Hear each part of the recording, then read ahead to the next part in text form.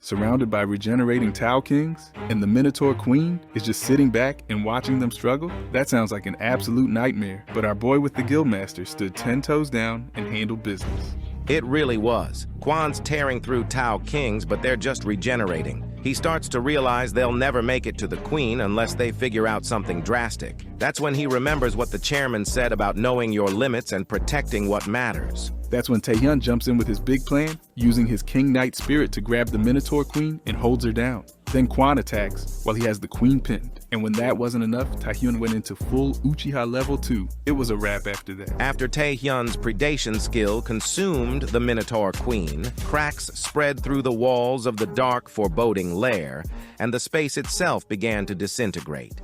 A passageway emerged, guiding Taehyun and a severely injured Kwan Kung Yuk out of the collapsing domain. Meanwhile, their guild mates, waiting in the boss's chamber, were startled by the sudden appearance of the two warriors.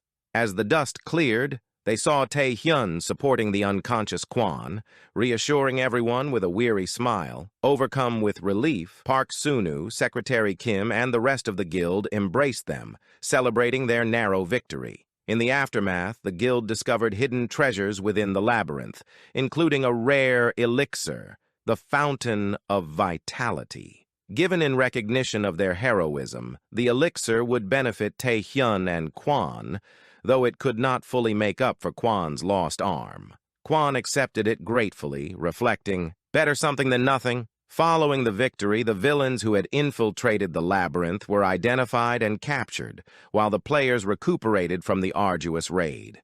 Later, a press conference revealed a surprising development. Kwan, now dressed in a sharp suit, announced he wasn't retiring due to his injury but taking a break. As reporters pressed him about his replacement, he confidently introduced Taehyun as the player set to represent New Korea in the Asian Exhibition Games. This is unexpected. With how his ego is, I would have thought he would have still have tried to keep his spot. If you look at this from a different angle, Kwan has a lot of reflecting to do as his way of doing things nearly ended his life. If it wasn't for Taehyun's warning and assistance, he would not have made it out of there with only an arm missing. Maybe, but it's one hell of a story. Taehyun took the stage with a modest smile, acknowledging the murmurs about his lack of experience compared to seasoned players. Despite the crowd's doubts, he assured them, "I hope these games will be the place to prove myself, even against the rumors of national force rank." Meanwhile, a villainous figure known as Shadow eliminated Milena, a failed operative of the malignant guild, and ordered the place burned to hide their tracks.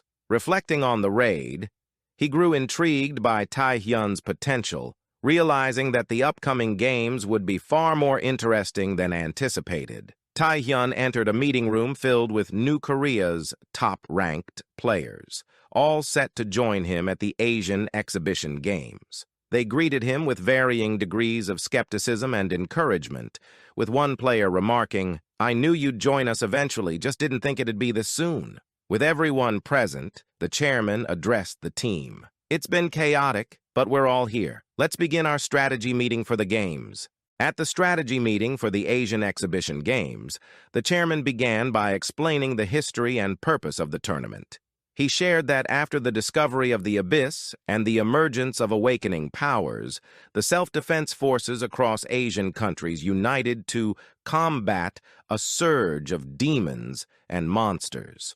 The Asian Exhibition Games were established from these efforts, now a 7-day event where representatives from various nations hunt demons and monsters, with each kill scored by rank. The chairman emphasized that the games serve both as a competition and as a propaganda tool, with the winning country receiving unique items, exclusive dungeon rights, and national prestige. So in other words, this is nothing but the Chunin exams from Naruto, the Asian Chunin exams. There's nothing you can say, so just take this L and continue, Chief. Listening closely, Taehyun contemplated the competition's potential rewards, realizing how crucial it would be to improve his strength, especially if he intended to face powerful beings like the succubus queen Rosaria. As Taehyun reflected, the chairman continued, admitting that New Korea's team was facing a power gap due to Kwan Kung Huk's recent injury and the absence of several other key players. Park Sun-jin suggested recruiting a new powerhouse, and with a grin, hinted at a rumor circulating about Taehyun's rumored national force-level abilities. Uchiha Taehyun, the living legend baby. Taehyun modestly downplayed the rumor, reminding the team it was unconfirmed. Reassured, the players moved forward with the chairman's plan to distribute roles for the games. The strategy was simple yet effective. They would capitalize on experience rather than raw power. Park Sun-jin, Kwak Zhang, and Seo Hong-gil would focus on monster hunting, while Jang Jin-soo, known for his PvP skills, would work alongside Taehyun to hunt designated demons. Wait. How's this a tournament? It's just a raid on monsters and criminals. I don't know how I would describe how the Asian Exhibition Games. In a sense, the Asian Exhibition Games are like a public display of regional power and stability. It's a structured way for nations to showcase their elite players, allowing for open assessment of each country's military strength and awakening capabilities. With only the top 5 representatives from each nation competing, national honor is deeply intertwined in every move they make, creating a fierce yet controlled rivalry. Exactly, a kind of checks and balances, but there's definitely a darker layer. Countries don't just stand by and watch rivals grow stronger. Subtle sabotage and accidents aren't uncommon, as each nation tries to control the power balance. Everyone's playing to win, but also to make sure no one else gains too much of an edge. A few weeks later at the opening ceremony, with international participants gathering in the stadium, spectators marveled at the impressive teams from Japan and China, with their formidable national force-level players like Japan's demon swordmaster, Nakata Shinji, and China's powerful trio led by Bloodsword Li Ping. Back in Korea, Taehyun's family watched the broadcast with mixed emotions. His cousin Ji-young, full of pride, cheered wildly, while his uncle and aunt voiced concerns over the team's chances without some of its strongest players. Later, Taehyun encountered a woman who introduced herself as Yoshikawa Sara, Japan's national force-level player known as the Saint. Recognizing her from past encounters, Taehyun remembered she had requested a meeting, supposedly to thank him for helping resolve the East Point incident. However, aware of the darker truths surrounding her, Taehyun declined her invitation. The Saint's polite smile faltered slightly, and as Taehyun walked away, Nakata Shinji approached her, asking if she needed assistance. She laughed and remarked on Taehyun's impressive information network, intrigued by his abilities and the mystery surrounding his knowledge of her. She admitted,